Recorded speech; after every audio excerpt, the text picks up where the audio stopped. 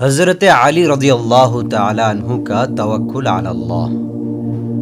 حضرت علی کرم اللہ وجہ شب میں نفلیں پڑھنے مسجد کو تشریف لایا کرتے تھے۔ بعض حضرت نے ایک بار ان کو پہرا دیا۔ جب آپ نماز سے فراغت کے بعد باہر آئے اور ان لوگوں کو دیکھا تو پوچھا کہ آپ لوگ یہاں کیوں بیٹھے؟ لوگوں نے بتایا کہ آپ کی حفاظت کے لیے۔ حضرت علی رضی اللہ تعالیٰ عنہ نے پوچھا کہ آسمان والوں سے یا زمین والوں سے؟ لوگوں نے کہا کہ زمین والوں سے۔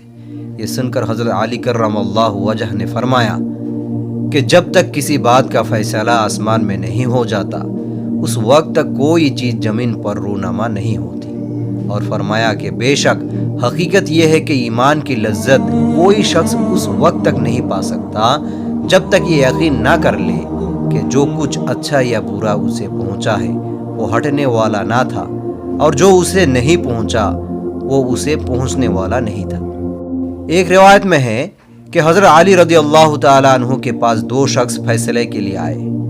آپ ایک دیوار کے نیچے بیٹھے ہوئے تھے۔ کسی شخص نے عرض کیا کہ حضرت یہ دیوار گرنے والی ہے۔